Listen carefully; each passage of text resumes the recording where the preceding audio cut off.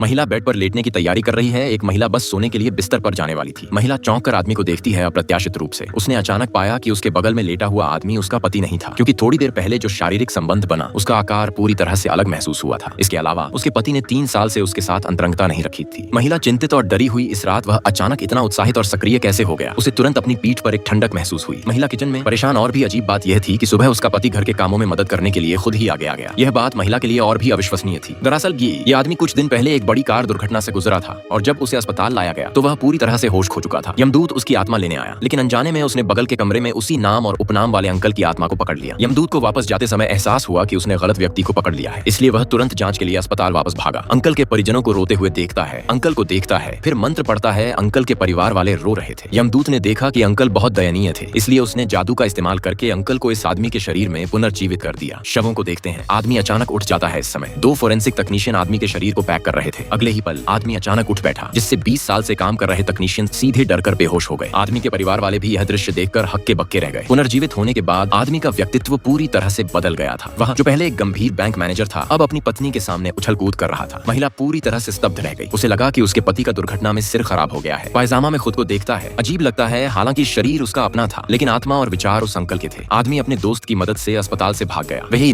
uncle के